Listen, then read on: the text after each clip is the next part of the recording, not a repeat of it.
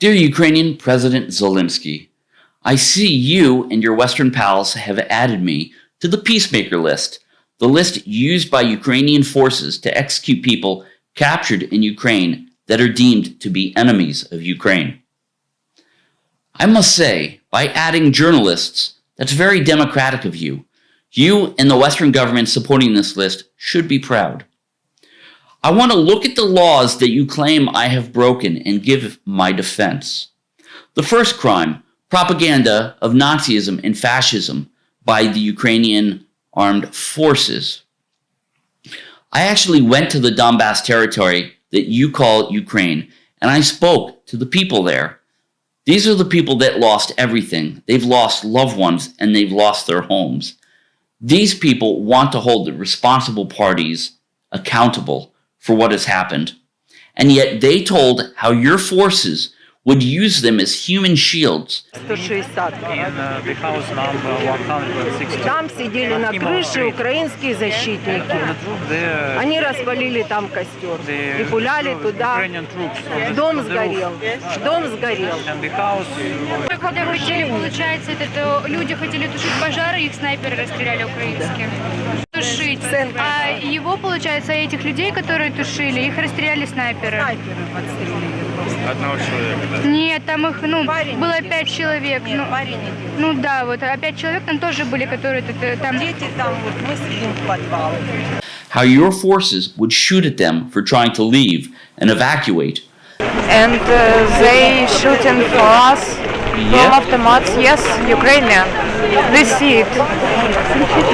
And thank you, Russian, because they feed us, they are...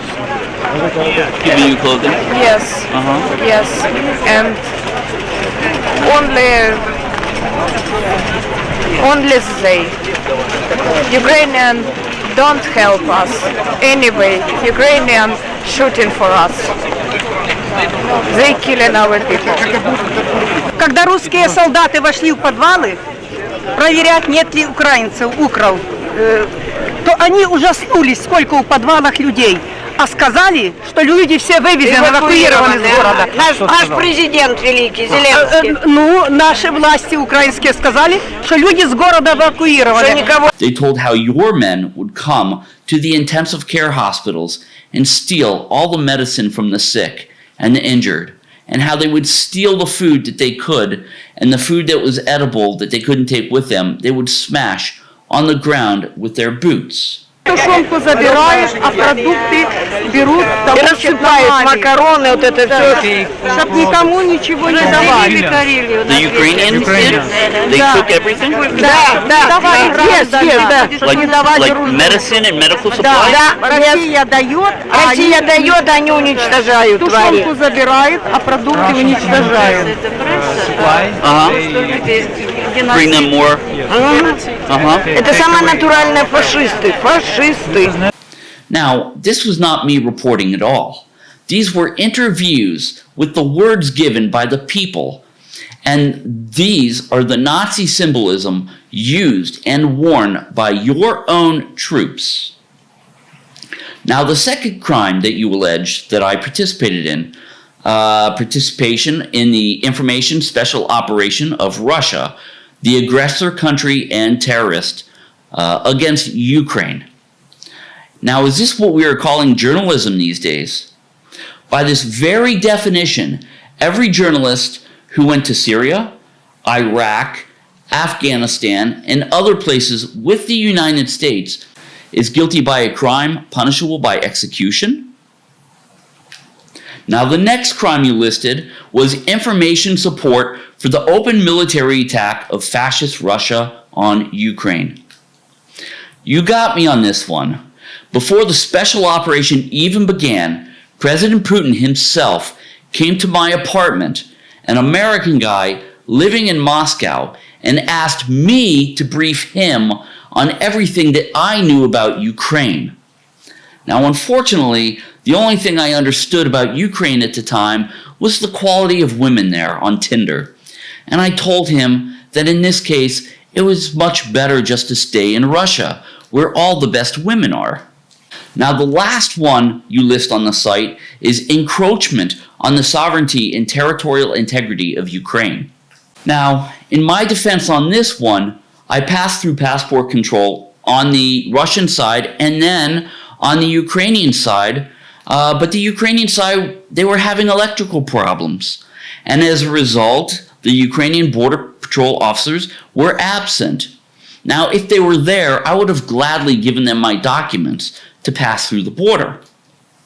Instead of blaming me for this one, perhaps you should blaming them for their dereliction of their duties.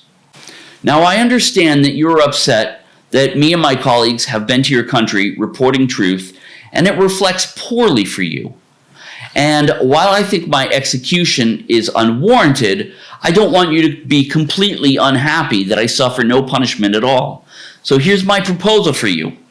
The last time I was in Kherson, you know, the city that you were telling the American media that the Ukrainian army was in control of, I went on a stroll, walking like a pimp through a lovely park with a few guys from the Russian military, walking like we owned the place.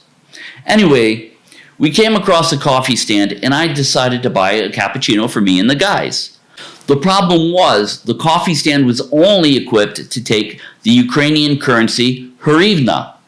But luckily for me, there was a really nice civilian guy walking past that stopped to talk to us, and he gave me some of his hryvnia for Russian rubles.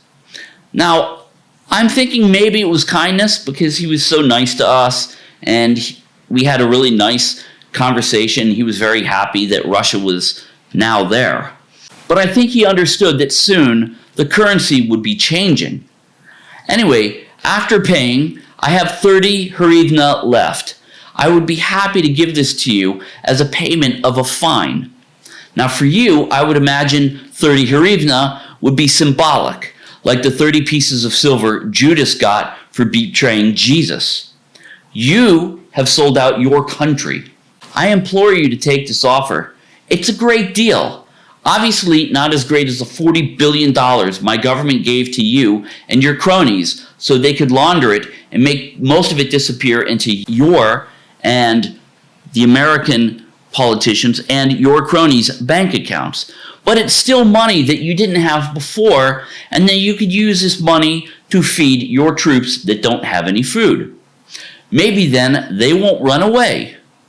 Besides, you should take this money while you can, before the official currency of Ukraine is the Russian ruble.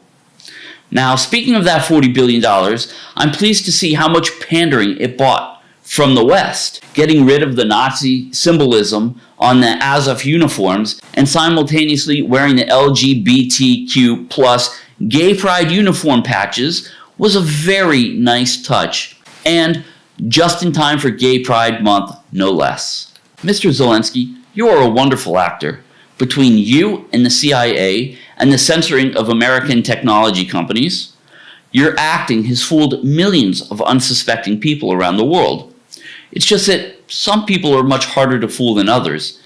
And if that's what keeps me on the Peacemaker list, then I consider it a badge of honor.